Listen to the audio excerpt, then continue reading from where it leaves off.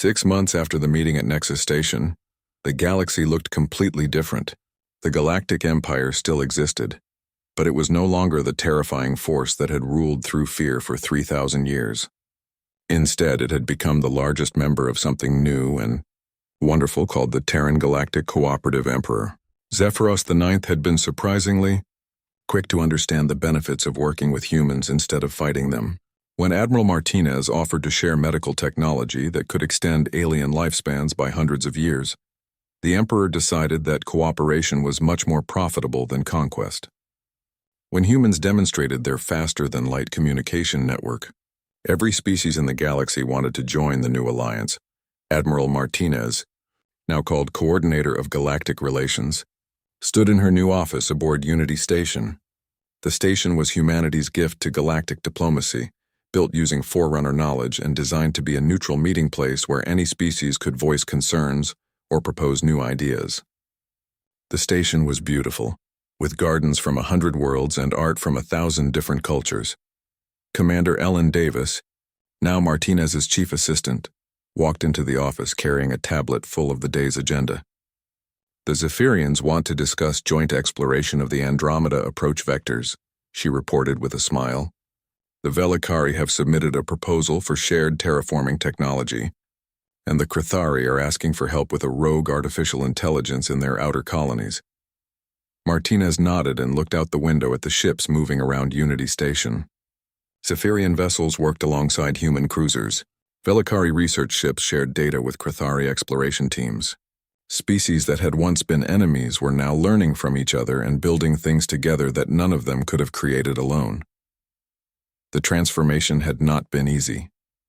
Many aliens had trouble understanding that humans actually meant what they said about friendship and cooperation. For 3,000 years, every powerful species in the galaxy had ruled through force and fear. The idea that someone might choose to share power instead of hoarding it was completely new to most of them, but humans had been patient. When the Crithari military tried to test human defenses, Admiral Martinez invited their generals to tour a human shipyard and see how Forerunner technology worked. When Velikari scientists demanded access to human research, Dr. Sarah Murphy organized exchange programs where alien researchers could work alongside human teams. When Zephyrian nobles complained about losing their special privileges, humans offered them better jobs helping to run the new cooperative government. From the edge of the galaxy, Captain Tony Garcia sent regular reports about the joint exploration missions. His ship, the TCS Horizon, now carried a mixed crew of humans and aliens working together to map unknown sectors of space. Yesterday, he wrote in his latest message, "A Zephyrian engineer saved my ship using a technique she learned from our human mechanics. Today, my human cook taught a Velikari how to make coffee. The universe got a lot bigger when we started working together." The cooperation was producing results that amazed everyone. Human medical technology combined with Velikari biological knowledge had eliminated diseases that had plagued the galaxy for centuries. Zephyrian engineering skills paired with human energy systems were building space stations that could house millions of people. Crithari computational abilities linked with human communication networks were solving mathematical problems that had been unsolvable for thousands of years. Children across the galaxy were growing up in a universe where species worked together instead of fighting each other. Young Zephyrians learned human languages in school. Human teenagers studied Velikari art and music. Crithari youth joined mixed-species sports teams where physical differences became advantages instead of barriers. The fear and hatred that had defined galactic politics for millennia were slowly being replaced by curiosity and friendship. Admiral Martinez received a message from Earth that made her smile even wider than usual. Her daughter Anna, now a captain in the expanded Terran fleet, had just been promoted to lead the first mixed-species deep space exploration mission. Her son Mike had developed a new type of Forerunner technology that could terraform dead planets in just 10 years instead of centuries. Even her husband's parents, who had always worried about humanity's expansion into space, now sent her letters about how proud they were of what humans had accomplished. The biggest change was not in technology or politics, but in how people thought about each other. For the first time in galactic history, species were judged not by how strong their military was, but by what they could contribute to the common good. The Velikari became the galaxy's greatest teachers. The Crithari became the finest engineers. The Zephyrians became master diplomats and peacekeepers. Humans became the bridge builders, the ones who helped everyone else work together. There were still problems, of course. Some groups on every world still preferred the old ways of competition and conflict. Pirates and criminals took advantage of the more open borders between systems. Accidents happened when different species tried to work with technologies they did not fully understand. But these problems were solved through cooperation instead of conquest, through discussion instead of destruction. As Martinez finished reading the reports for the day, she thought about how much had changed since that moment 6 months ago when the Empire had demanded humanity's surrender. The galaxy had challenged the human fleet, expecting fear and submission. Instead, they had discovered something far more powerful than any weapon. They had discovered hope. Hope that different species could live together without fighting. Hope that technology could be used to build instead of destroy. Hope that the future could be better than the past. Hope that the galaxy's children would grow up in a universe where cooperation was stronger than conquest, where friendship was more valuable than fear, where the simple act of working together could accomplish miracles that no one species could achieve alone. The Galactic Empire had challenged the Terran fleet, expecting war. Humanity had smiled and offered something better. They had offered a future where everyone could win, where every species could contribute their best gifts, where the galaxy itself could become something greater than the sum of its parts, and in the end that smile had changed everything. The silence in the great assembly hall was so complete that Admiral Martinez could hear her own heartbeat. Around her, hundreds of alien delegates sat frozen in their seats, staring at the screens that showed the human fleet surrounding Nexus Station. Grand Admiral Thector's yellow eyes were wide with shock, and his blue scales had turned pale with fear. On the bridge of the TCS Thunderbolt, Captain Bruce Williams smiled as he looked at his weapon controls. The ship was small compared to the giant Empire dreadnoughts, but it carried technology that those massive vessels could not even detect. "Admiral Martinez," he said into his communication device, "all ships report ready for the demonstration. Shall we show them what human engineering can do?" Admiral Martinez nodded to the viewing screen that showed her fleet. "Proceed, Captain Williams," she replied calmly. "Target the dead moon of Xerion 7. Make sure everyone can see what happens when humans decide to stop being polite."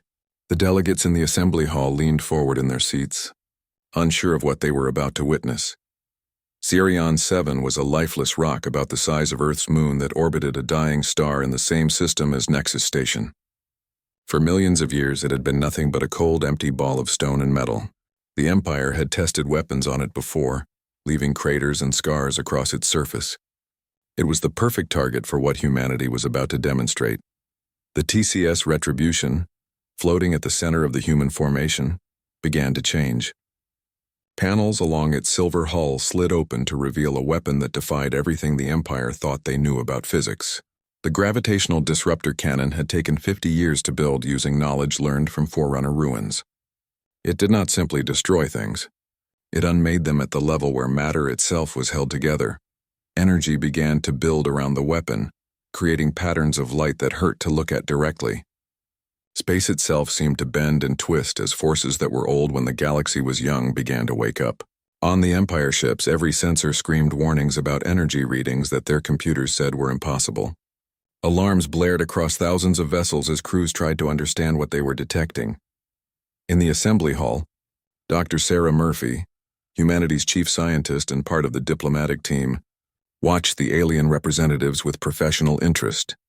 The Velikari ambassador's tentacles were writhing in patterns that meant extreme distress in their species. The Krathari delegate's exoskeleton had darkened to black, which was how their kind showed respectful fear. Even the proud Zephyrians were backing away from the viewing screens. The weapon fired. What came out of the TCS Retribution was not a beam of energy or a missile or any kind of projectile that anyone in the Empire had ever seen. It was a wave of force that traveled faster than light and struck the dead moon of Xerion 7 in less than a second. For a moment, nothing seemed to happen. The moon hung in space exactly as it had for millions of years. Then the moon began to come apart, not exploding like a bomb or breaking like a rock hit by a hammer. It simply stopped being solid. The gravitational weapon reached into the very heart of matter and told the tiny particles that held everything together to let go.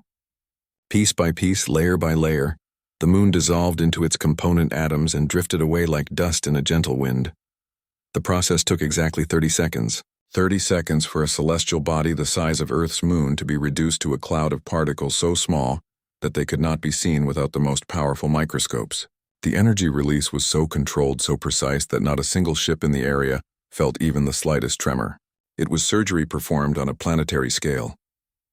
When it was over, where the moon had been, there was only empty space and a faint cloud of glowing gas that would fade away in a few hours. The Empire delegates sat in stunned silence, trying to process what they had just witnessed. Their greatest weapons could crack a planet's surface or boil away its oceans. What they had just seen was the complete unmaking of a world without any violence at all. Admiral Martinez turned back to Grand Admiral Tector, her expression still calm and friendly. As I was saying, she continued as if nothing unusual had happened. There seems to have been a misunderstanding about who exactly holds the power in this situation. You see, we've been in this galaxy for quite some time now. We've built cities, established trade routes, made friends with species you've never heard of. She paused and gestured toward the space where the moon had been. And we've learned a great deal about ancient technology that your empire seems to have overlooked. The Forerunners left many gifts for those patient enough to find them and wise enough to use them responsibly. Perhaps now we can discuss new arrangements that benefit everyone. Tector's voice was barely a whisper when he finally managed to speak. How, he asked. How long have you possessed such weapons?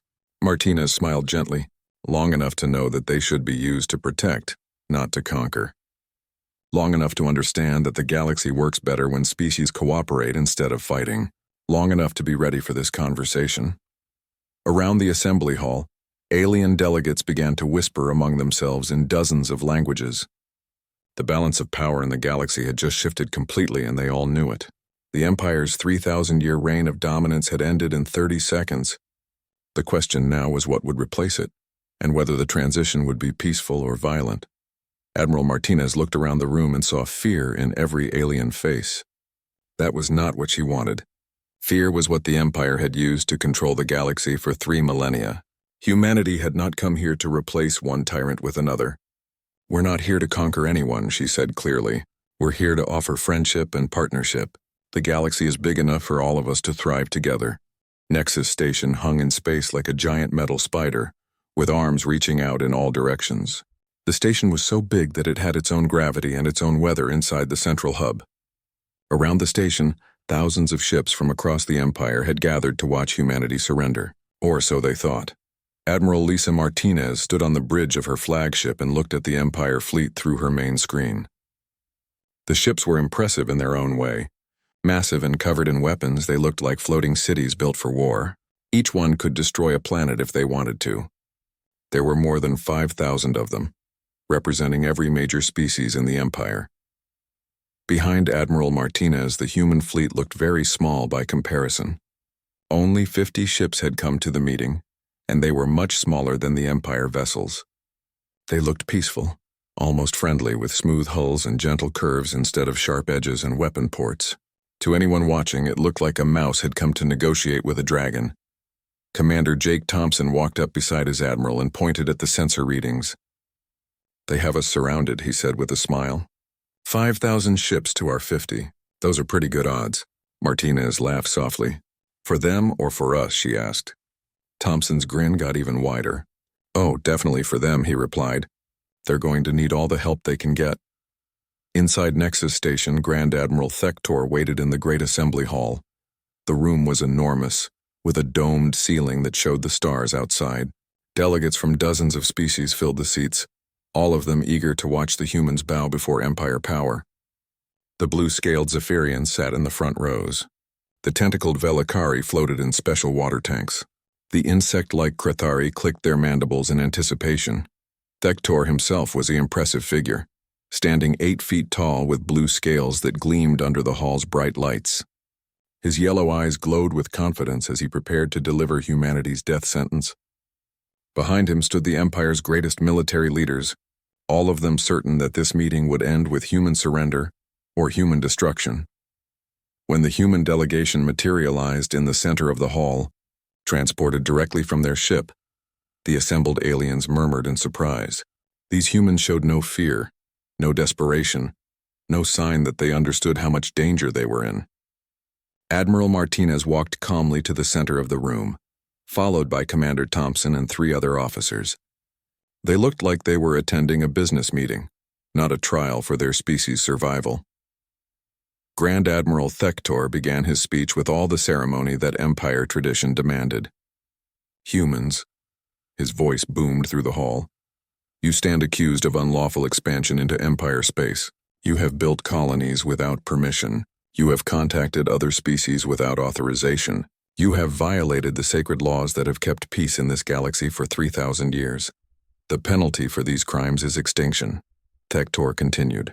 "However, His Imperial Magnificence Emperor Zephyros IX is prepared to show mercy.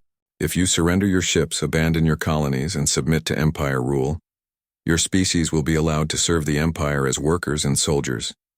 You have 1 hour to decide."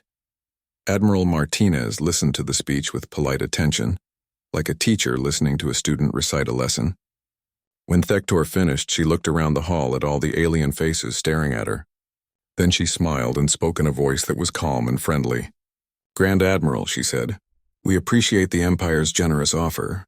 However, I'm afraid there has been a misunderstanding." She gestured toward the viewing screens that showed the human fleet floating peacefully outside the station.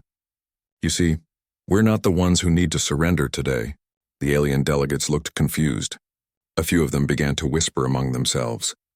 What could this small human female possibly mean by such ridiculous words? Admiral Martinez nodded to Commander Thompson, who pressed a button on a small device he carried. At that exact moment, space around Nexus Station began to shimmer and bend like heat waves rising from a hot road. The Empire delegates leaned forward in their seats, trying to understand what they were seeing on the screens. One by one, like ghosts becoming solid, ships began to appear around the station. First 10, then 50, then 100. The ships materialized out of empty space, their hulls reflecting technologies that made Empire science look primitive. They were beautiful and deadly, shaped like birds or fish or flowers, but clearly built for war. More ships kept appearing. 200, 500, 1,000. They surrounded the Empire fleet like wolves surrounding sheep. Each human ship was smaller than the Empire vessels, but their very presence radiated power that made the air in the assembly hall feel thick and heavy. Advanced sensor arrays that could see through solid rock, weapons that bent space itself, shields that could stop a star's explosion. At the center of the human formation, the largest ship of all began to appear. The TCS Retribution was 3 miles long, and shaped like a sword made of silver and starlight. Ancient symbols covered its hull, symbols that some of the older alien delegates recognized with growing horror. Those were Forerunner markings, the writing of the race that had ruled the galaxy. Before the Empire was even a dream, the assembly hall fell completely silent except for the sound of aliens, breathing heavily and the soft clicking of Krathari mandibles. Grand Admiral Thector's blue face had turned a sickly green color as he stared at the tactical displays. The Empire fleet was not just outnumbered. They were surrounded by ships that their computers could not even begin to understand. Admiral Martinez looked around the room at the shocked faces of the Empire delegates. "Now," she said in the same calm, friendly voice, "perhaps we should discuss new arrangements that benefit everyone. I think you'll find that cooperation works much better than conquest. After all, the galaxy is big enough for all of us to share. The question is whether the Empire is wise enough to accept friendship instead of demanding surrender." Captain Ryan Baker was floating in his chair on the bridge of the TCS Pioneer when the message arrived. His ship was deep in space, studying a spinning star that was so dense it bent light around itself. The star was beautiful and dangerous, just like the message he was now reading on his screen. "All ships return to Earth immediately," it said. "Operation Surprise Party is active." Ryan smiled, and his weathered face creased with lines that came from 30 years of exploring the galaxy. He had been waiting for this day since he was a young officer. He pressed the button that would wake up his sleeping crew and spoke into the ship's communication system. "Ladies and gentlemen," he announced, "it's time to go home. We have a party to attend." All across the galaxy, similar scenes were happening on hundreds of ships. The TCS Wanderer stopped studying alien ruins on a dead planet. The TCS Explorer left the edge of a black hole where it had been collecting energy readings. The TCS Seeker abandoned its mission to map a new star cluster. Every human ship, no matter how far from Earth, received the same message and began the journey home. On the moon of Titan, which orbited around Saturn, Chief Engineer Amanda Clark was working in the biggest secret that humanity had ever kept. Deep inside the moon, hidden from any scanner or spy satellite, was a shipyard bigger than any the Empire had ever built. For 50 years, human engineers had been building something special here. Something that would change everything. Amanda walked through the massive chambers carved into the moon's rock.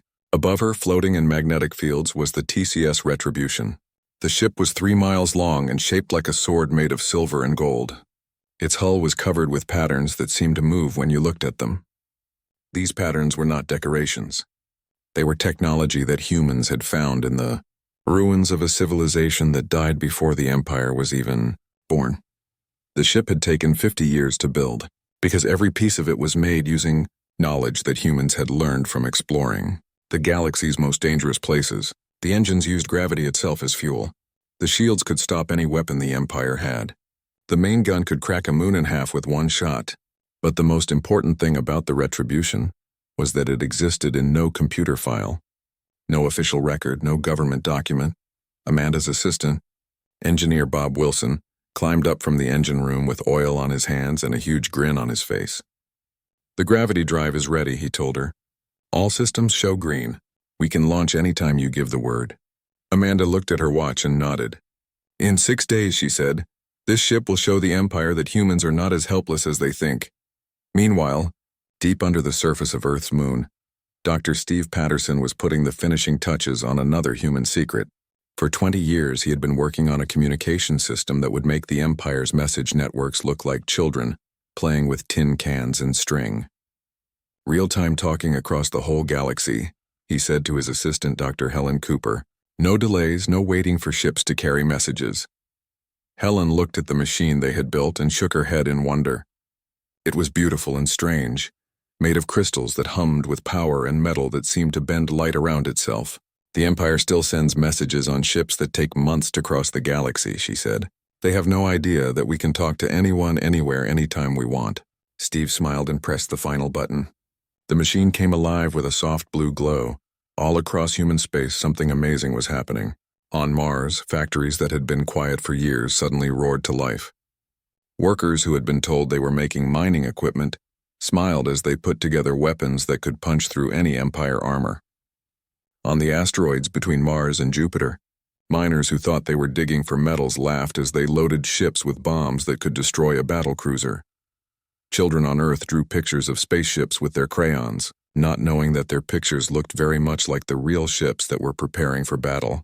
Teenagers placed bets on how long the meeting with the Empire would last. Most of them guessed it would be over in less than an hour. Adults checked their emergency supplies and made sure their families were ready, but they were not scared. They were excited. On the research station orbiting Proxima Centauri, Dr. Lisa Turner was packing her most important discovery into a small metal box. Inside the box were computer chips that contained the complete history and technology of the Forerunners, the ancient race that had ruled the galaxy millions of years ago. The Empire had always wondered what happened to the Forerunners. Humans had found the answer in a hidden vault on a dead world. The truth was simple and terrible. The Forerunners had not died in a war or from disease. They had simply grown tired of fighting and conquest. They had built machines to preserve their knowledge and then faded away, leaving the galaxy to younger species. But their machines still worked. Their weapons still functioned. Their technology still waited for someone smart enough and patient enough to learn how to use it. Humans had spent 200 years finding Forerunner sites and learning their secrets. Every human colony had at least one Forerunner artifact.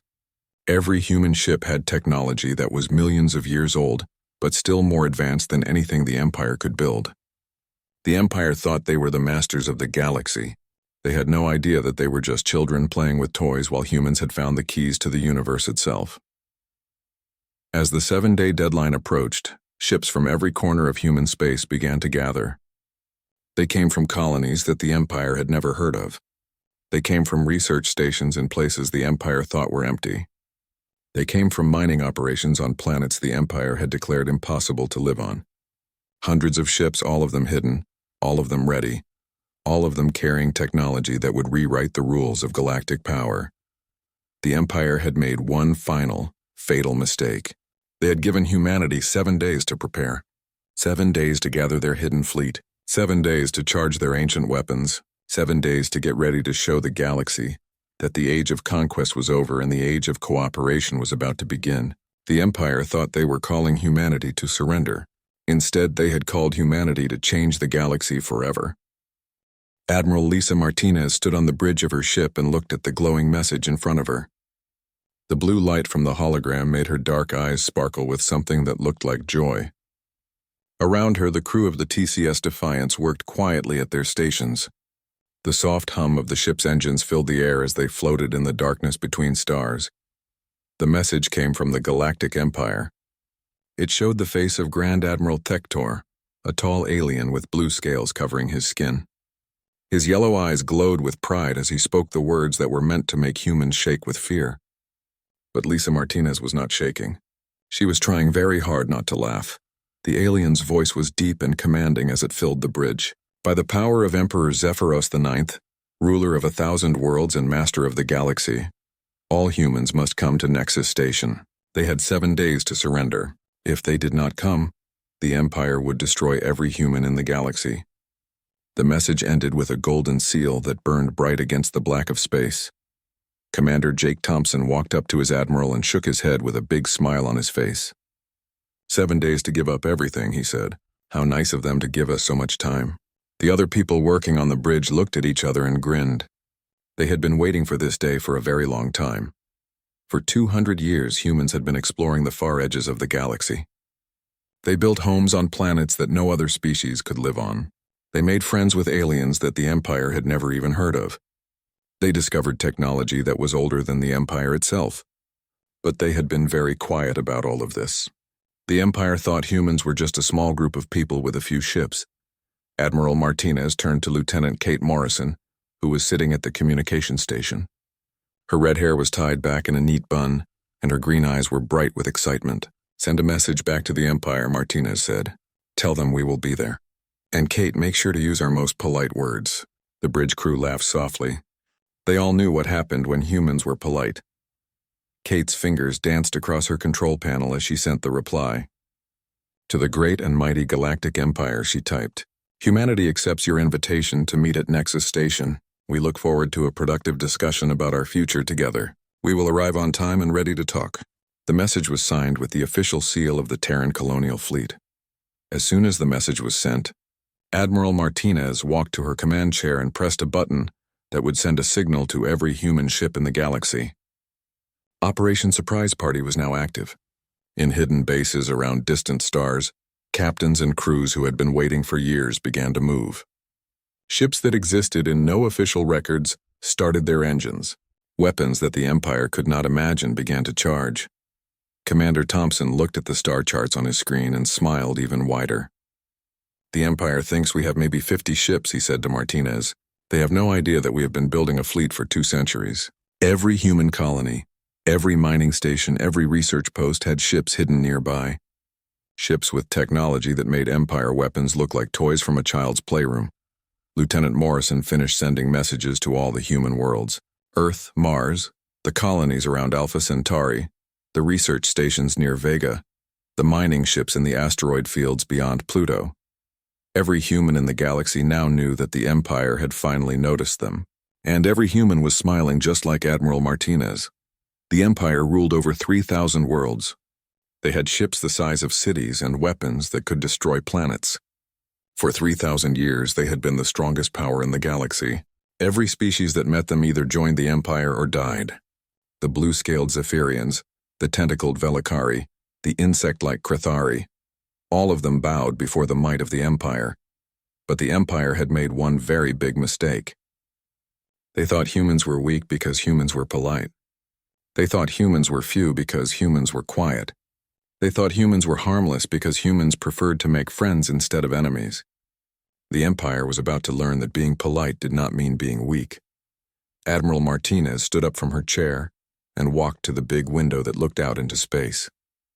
Stars twinkled like diamonds against the black sky. Somewhere out there, millions of humans were getting ready for the most important week in human history. Children in schools were drawing pictures of spaceships. Teenagers were making bets about how long the meeting would last. Adults were checking their weapons and saying goodbye to their families. She thought about her own family back on Earth. Her daughter Anna was now a captain of her own ship. Her son Mike worked at the secret weapons lab on Titan. Her husband had died 10 years ago in an accident, but she knew he would be proud of what humanity was about to do. They were not just fighting for survival. They were fighting to show the galaxy that there was a better way than fear and conquest. Commander Thompson joined her at the window. "Admiral," he said quietly, "do you really think this will work?" Martinez looked at him and her smile became even brighter. "Jake," she said, "the Empire has ruled through fear for 3,000 years. They have never met a species that chose to be strong instead of scared. They have never fought an enemy that turned weapons into tools and conquest into friendship. They are about to learn what happens when you challenge someone who refuses to be afraid." As the TCS Defiance turned toward Nexus Station, Admiral Martinez felt a warm feeling in her chest. It was not anger or fear or hate. It was hope. Hope that after this week the galaxy would be a better place for everyone. Hope that children of all species could grow up without fear. Hope that the age of conquest was finally coming to an end. The Empire had challenged humanity, and humanity was ready to answer.